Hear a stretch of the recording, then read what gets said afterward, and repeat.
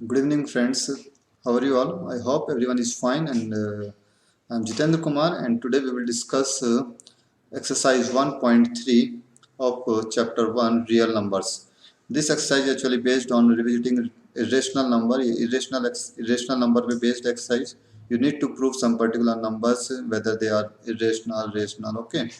So let us start from the theorem 1.3 एक theorem देख लेते हैं पहले theorem 1.3 this is page number 12 of your NCERT book page number 12 theorem 1.3 ठीक है the proof of this theorem is not in your syllabus we need to consider only its statement हमें इसका सिर्फ स्टेटमेंट कंसीडर करना है theorem 1.3 so let us start theorem 1.3 is saying that let p be a prime number कहता है कि p एक कोई भी एक प्राइम नंबर है if p divides a square if p divides a square then p also divides a अगर p a square को डिवाइड करता है तो p a को भी डिवाइड करेगा it means you can also that say that if p is a factor of a square अगर p a square का फैक्टर है तो p a का भी फैक्टर होगा where a is positive integer a कोई भी पॉजिटिव इंटीजर हो सकता है is it clear to all of you now we will use this part if p divides a square then p also divides a where a is any positive integer in proving some questions that they are irrational numbers so first of the question is theorem 1.4 theorem 1.4 में question दिया है root two is irrational root two एक irrational होता है question इस तरीके से आएगा हमारे पास एग्जाम में prove that root two is an irrational number root two एक इरेशनल नंबर है ठीक है हमारे सिलेबस में जो क्वेश्चन है पहले मैं बता देता हूँ you need to prove question आएगा हमारे पास you need to prove that root two आ सकता है यहाँ पे रूट थ्री भी हो सकता है और रूट फाइव भी हो सकता है root two root three root five are irrational ठीक है रूट टू यहाँ पे थ्योरम के रूप में दिया है बुक में रूट थ्री एग्जाम्पल है और रूट फाइव हमारा क्वेश्चन में है तो मैं इसमें से तुम्हें एक पार्ट करके दिखा देता हूँ रूट टू सेम तुम्हें सिर्फ क्वेश्चन में टू को थ्री से रिप्लेस करना है फाइव से रिप्लेस करना है तुम्हारे रूट थ्री और रूट फाइव वाले भी प्रूव हो जाएंगे तो प्रूफ देखते हैं एक बार कैसे कैसे करते हैं तो इसे कंट्राडिक्शन मेथड से प्रूव करेंगे कंट्राडिक्शन मेथड क्या होता है कंट्राडिक्शन मेथड पहले मैं उसके बारे में डिस्कस करता हूँ कंट्राडिक्शन मेथड किसे कहते हैं कंट्राडिक्शन मेथड में क्या होता है कि हमें जब भी कोई चीज़ प्रूव करनी है हम मान के चलते हैं कि वो चीज़ ट्रू नहीं है वो प्रूव नहीं हो सकती वो ट्रू नहीं है तो क्या ट्रू कुछ तो ट्रू होना चाहिए ना तो हम मान के चलते हैं कि इसमें इसका अपोजिट ट्रू है मीन सपोज यहाँ पे क्वेश्चन में कहा गया है कि prove that root two is an irrational number ये इरेशनल नंबर है तो हम मान के चलेंगे कि रूट टू इरेशनल नंबर नहीं है ये एक रेशनल नंबर है अब रेशनल नंबर क्या होते हैं पहले ये भी बता देते हैं rational numbers are those number which can be denoted in the form of p upon q जिन्हें हम p अपॉन q की फॉर्म में डिनोट कर सकते हैं where p and q are integers and q does not equal to zero ठीक है p by q की फॉर्म में जिन नंबर्स को डिनोट कर सकते हैं जहाँ पे q यानी कि डिनोमिनेटर जीरो नहीं होना चाहिए और p और q को प्राइम इंटीजर्स होते हैं को प्राइम का मतलब है co-prime integers means those integers which have common factor 1 जिनका कॉमन फैक्टर क्या होता है 1 जिनका सिर्फ कॉमन फैक्टर 1 होता है सपोज 8 एंड 9 की अगर बात करें तो 8 और 9 में सिर्फ कॉमन फैक्टर 1 है ठीक है तो it means 8 and 9 are coprime numbers these are not prime numbers but coprime numbers okay ये को-प्राइम नंबर्स होंगे is it clear to all of you now हम मान के चलते हैं क्वेश्चन नंबर हम 2 के लिए लेके चलते हैं तो let us assume let on the contrary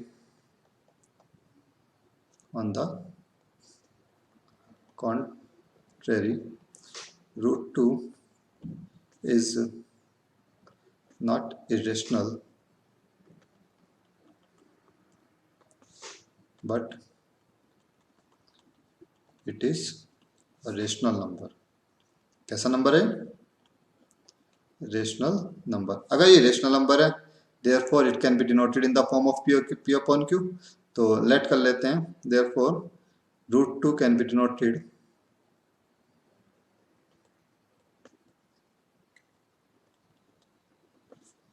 in the form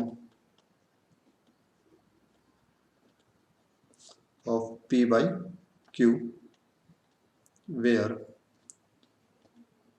P and Q are coprime integers and Q does not equal to 0. ठीक है, now implies that √2 हमारा किसके इक्वल आ गया, P by Q के। क्रॉस मल्टीप्लाई करते हैं, cross multiply करके हमें क्या मिला, P equal to √2 Q। Is it clear? Cross multiply करके स्क्वायरिंग कर देते हैं, स्क्वायरिंग बोथ साइड्स। जब दोनों साइड्स को हम स्क्वायर करेंगे तो ये हमारे पास हो जाएगा P square equal to 2Q square. Is it clear? It means 2 divides P square. हम क्या मानते हैं कि यहाँ पे P जो है 2 जो है वो P स्क्वायर को डिवाइड करेगा। ठीक है, अगर 2 P स्क्वायर को डिवाइड करता है, यहाँ पे एक बार लिख देता हूँ मैं, यहाँ पे implies that we can say that 2 divides P square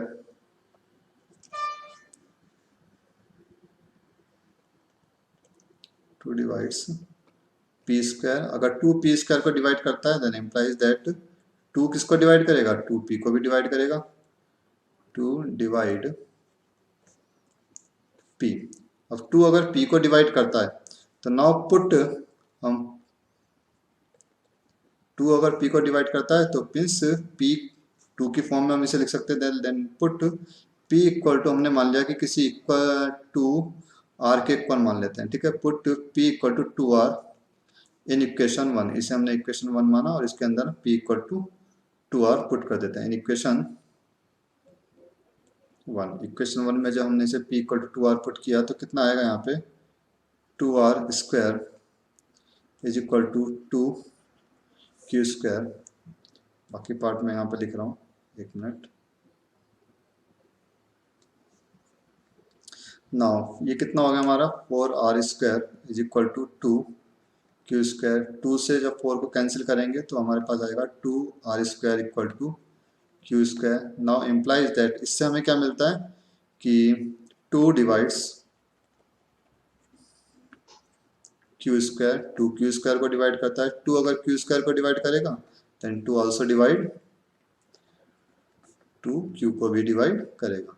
ठीक है, अब कंसिडर करते हैं इस वाले स्टेटमेंट को जो भी हमने यहाँ पे देखा था, और एक ही स्टेटमेंट। ठीक है, इस स्टेटमेंट को हमने नाम दिया A and this is statement B। Statement A और B को जब कंसिडर करते हैं from A and B, statement A and B, A और B स्टेटमेंट को कंसिडर किया मीन्स हमें क्या मिला यहाँ से, 2 डिवाइड्स बोथ, दोनों को डिवाइड कर रहा है, 2 दोनों को डिवाइड कर रहा है, P को भी और एंड Q को भी। लेकिन हमने स्टार्टिंग में क्या माना था, यहाँ पे स्टार्टिंग में हमने लिखा था √2 is not in the form of P upon Q where P and Q are coprime integers. ठीक है, लेकिन यहाँ तो 2 तो कॉमन फैक्टर आ गया, कोप्राइम इंटीजर्स में तो कोई भी कॉमन फैक्टर नहीं आता 1 के अलावा। यहाँ पे कॉमन फैक्टर क्या आ गया, 2। ठीक है, विच is A contradiction, which is a contradiction. ये कंट्राडिक्शन की स्थिति आ गई। कंट्राडिक्शन मीन्स जो हमने माना था वो गलत हो गया। हम क्वेश्चन को प्रूव करते गए और आगे चल के हमने जो एज्यूम किया था स्टार्टिंग में वो गलत साबित हो गया। Which is a contradiction since P and Q are coprime. ये कैसे नंबर्स हैं, कोप्राइम नंबर्स हैं। तो कोप्राइम नंबर्स है तो इसमें कुछ भी कॉमन नहीं होना चाहिए, लेकिन यहाँ पे 2 कॉमन आ रहा है। Hence our supposition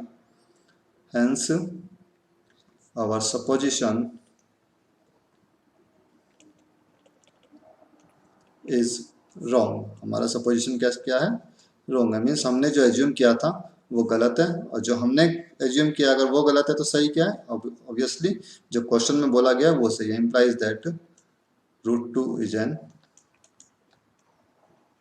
irrational number. Okay, कुछ तो सही होना चाहिए ना। तो सही क्या है, जो हमने एज्यूम किया था उसका ऑपोजिट। ठीक है, is it clear? Hence proof. इसी तरीके से हमें प्रूव करना है √3 एंड √5 को। यहाँ पे कुछ नहीं करना, सिर्फ you need to replace 2 by 3। यहाँ पे सिर्फ हमें 2 को 3 से रिप्लेस करना है या 2 को 5 से रिप्लेस करना है. Similarly you can prove root 2, root 3 and root 5 are irrational number. Is it clear to all of you? Now proceed to question exercise 1.3. Exercise 1.3 एक बार देखते हैं. बहुत सिंपल है. रूट 2, रूट 3 एंड रूट 5 हम ऑलरेडी प्रूव कर चुके हैं irrational numbers होते हैं. Now proceed to question number 1 हमारा हो चुका है already. Root 5 is an irrational number. Now question number 2, prove that 3 plus 2 root 5 is an irrational number. हमें प्रूव करना है, prove that 3 plus 2 root 5 is an irrational number. ये एक irrational number है. तो एक बार इसे देख लेते हैं कैसे कैसे इसका प्रूव करेंगे. So let us start question number 2. 3 plus 2 root 5. Okay, question number 2. Question number 2 is saying that 3 plus 2 root 5 is an irrational number. ये हमें प्रूव करना है. ठीक है, प्रूव दैट. प्रूफ देखते हैं. उसी तरीके से हमें एज्यूम करना है. Let if possible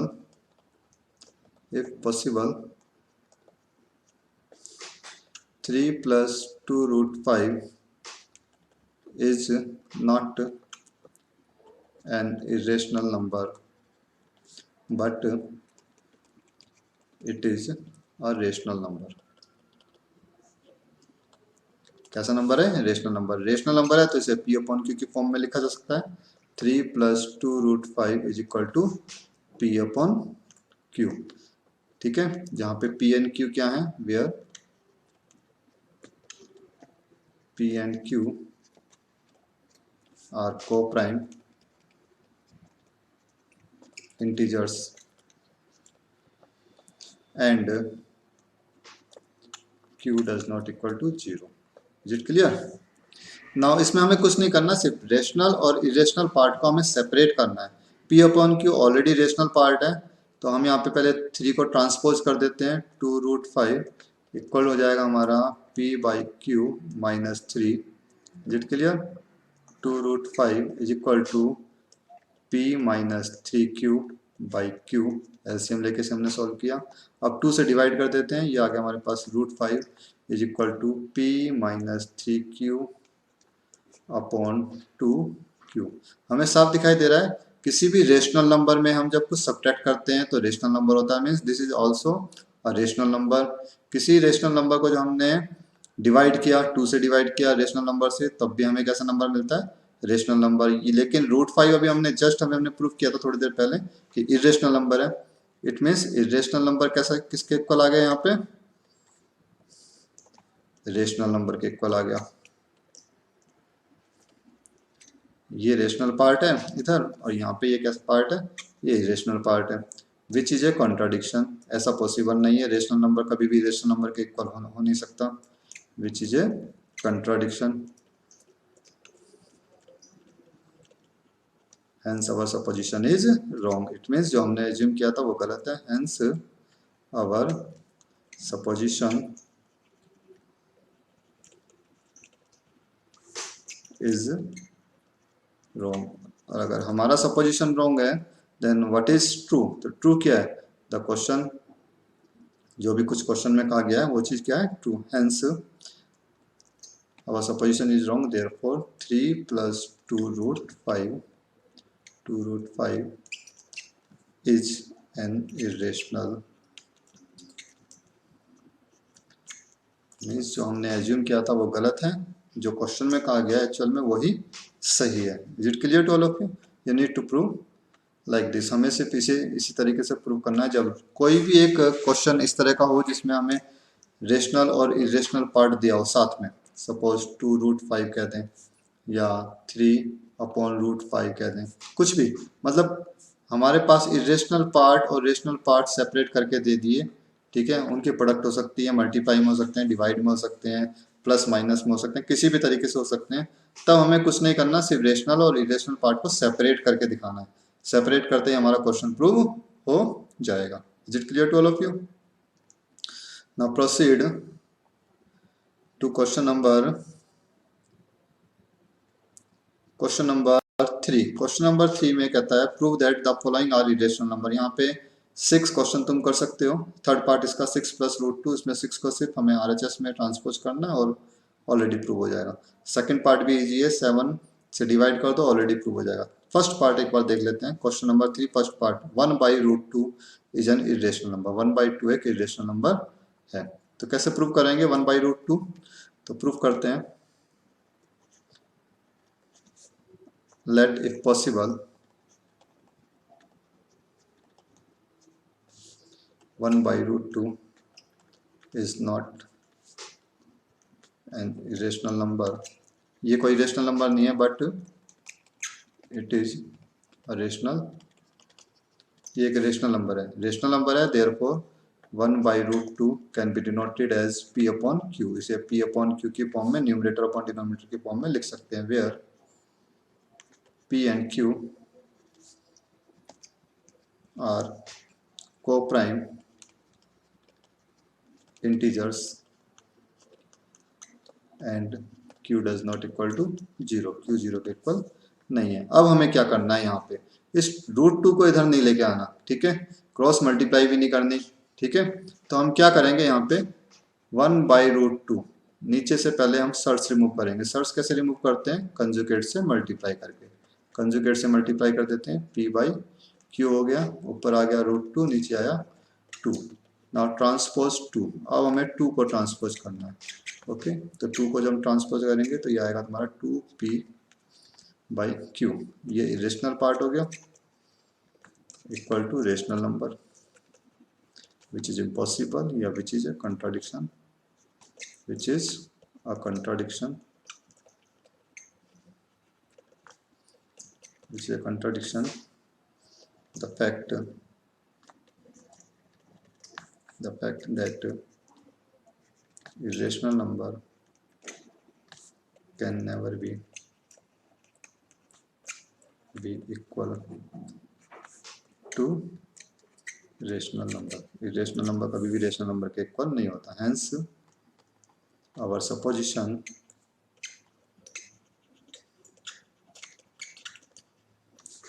is wrong। हमारा सपोजिशन कैसा है, रॉन्ग। अगर हमारा सपोजिशन रॉन्ग है तो सही क्या है, जो क्वेश्चन में कहा गया है, that is 1/√2 is an irrational number. Is it clear? Hence prove. इसे इस तरीके से प्रूव करना है। Is it clear to all of you?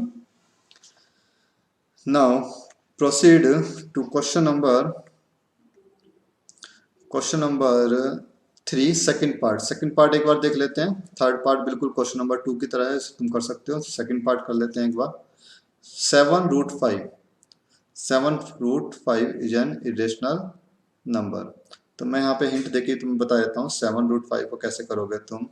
जब यहाँ पे लिखोगे 7√5 is equal to p/q। Question number 3 बताता हूँ मैं, ठीक है। 3 सेकंड पार्ट चल रहा है यहाँ पे।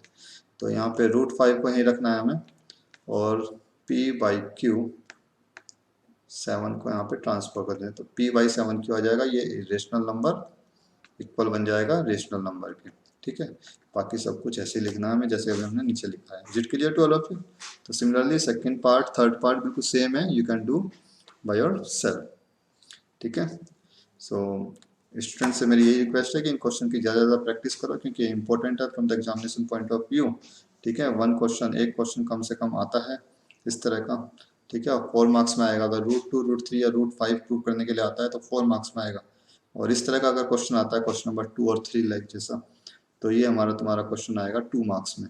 Is it clear to all of you? तो इनकी प्रैक्टिस करो ज़्यादा जितना ज़्यादा हो सके, और वीडियो को लाइक और चैनल को सब्सक्राइब जरूर करें, ठीक है, जिससे मुझे मोटिवेशन मिले, जिससे कि मैं और ज़्यादा वीडियो बना सकूं। Is it clear? Now take care, bye bye, thank you.